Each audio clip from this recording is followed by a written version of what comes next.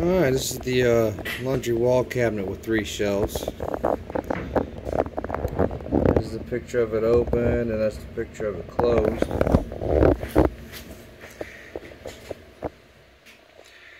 $54 by 20 by 16. It's the measurements. This is everything it said you're going to need. Now these are the basic panels. These are the ends. Very nice matte white. Some more panels. Actually, I think that's the rest of the small panels. Now, I have not been through everything as far as making sure all these bolts and nuts and screws and the hinges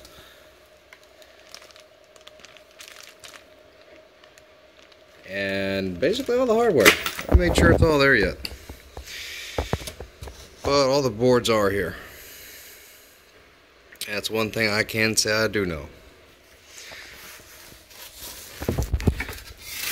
Now, because it's pretty much just sitting there and it looks really crappy, I know you're not going to see it, but still going to paint over this. And this is the shorter board that actually mounts to the back. And that's what holds on to the wall. And I'll show you what it looks like when I'm done. So after I modify it, you'll see the finished outlook. It'll be pretty much the same with a few more holes. Alright, so basically this is what it's going to look like when you first get it and assemble it. As long as you don't modify it. This obviously is the door closed. This is doors open. Now you can switch it so instead of having 2 open to the left, it can have 2 open to the right. So that part you can kind of be a little bit more lenient on, or easy to use. This is the 2 cleats that'll be the top and bottom. I'm going to go ahead and paint these white. That way they are taken care of and they look pretty uniform once they're up on the wall, because you will be able to see them, and if you see this brown color, it'll be a little obvious.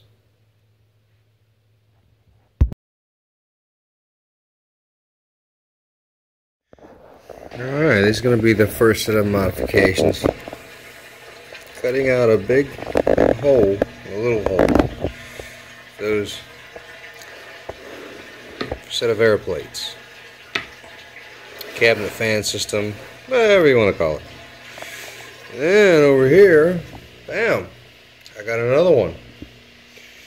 And I have another cabinet fan. How about that? So basically, easiest way to go about it for what I'm doing is I'm just going to go ahead and drill the holes and go ahead and knock it out. It's going to be a bigger size because it's going to be more of the airflow. So that's why I'm making it so large of a hole.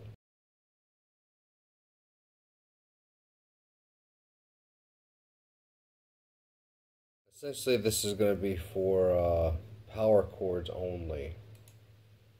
I happen to be using the Valspar Storm Coat, and it's a satin white, and this is just kind of the easiest way I had it laying around, and it blends really well with the already white coat that's on there, so kind of harder to see now, and turned out pretty good.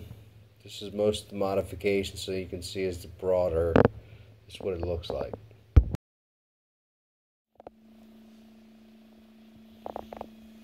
Just 54-inch wall cabinet.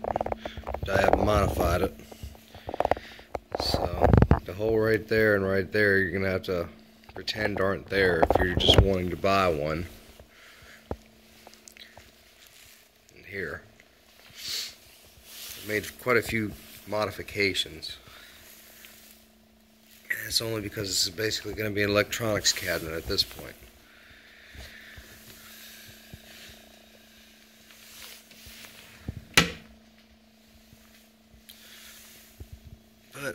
anybody wants to actually just basically get a, this is what it's going to look like.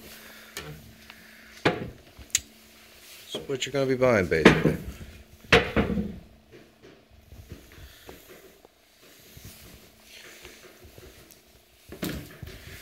It's just cheap cardboard, nothing fancy about it. Slides down into the channel. To knock that loose right here. A little lip right there. So that way it'll slide down. Right in that channel. Now this cleat and this cleat right here, I painted white. They don't come white. Just like this does not come white either. All the wood would look like that. For this little cleat, this big cleat, and this one right here. Just have that same, same tone. But because this is an electrical cabinet I'm turning it into and hanging low, kind of needed it all to be a little bit more uniform so it wouldn't be as noticeable. Alright, here's some more of the modifications. It's the air plate from AC Infinity. It's the cover, instead of having that blue one cabinet, modified with holes and 2 cabinet fans and a thermal probe added to it. That way I can basically use it as an electronics cabinet. That's why in the last one all those weird holes were basically present for. Now I haven't secured it all the way up so it's all smooth and streamlined. This is basically enough to show you what I got going on. Alright. This is after a few weeks.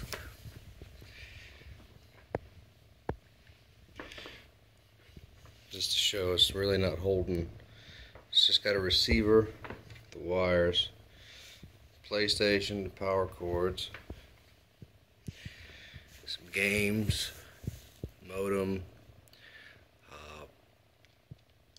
external hard drive, little infrared sensor in the back. That's the forward fan. It's the intake, pulling all the air in. Had to add a just basic little filter. You can see it gets pretty dirty quickly. And that's that. You can see there's a giant gap. Alright, not only is there a gap behind the wall, but you can actually start to see it's starting to separate as it goes out. It slowly starts coming back together. So it's separating from the wall itself. Where the French cleat is, you can stick your hand behind it, it's pretty deep. Then right here, maybe a pencil width, maybe. Just separating. So I highly doubt this product can hold 115 pounds without damaging either the wall,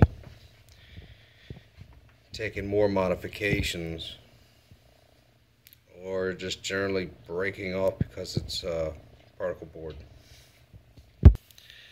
Originally when I put it up, it wasn't that big.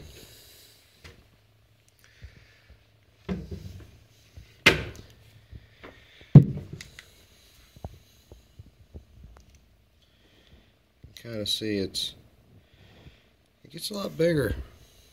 It wasn't for the fact.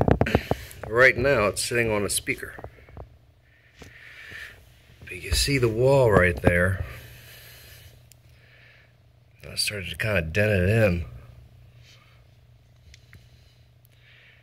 It's actually because of all the force. This thing is supposedly rated for 120 pounds.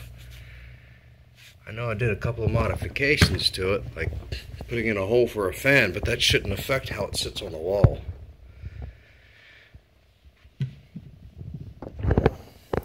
It's just a giant gap going down, and it gets worse if it wasn't for the fact that's holding on most of the weight.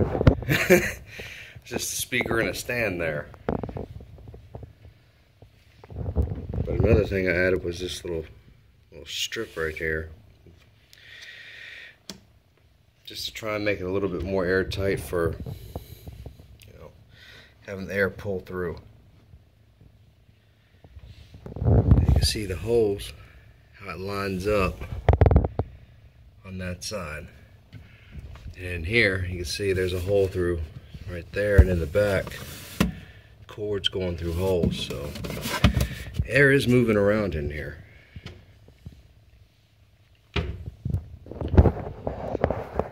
I'd say all in all, if you're going to use this particular cabinet to hang things with, specifically as its intended purpose, laundry, you might be a little bit disappointed. But for $115 and you're getting a pretty decent cabinet, I'd say just modify it yourself. Still a lot cheaper than building your own.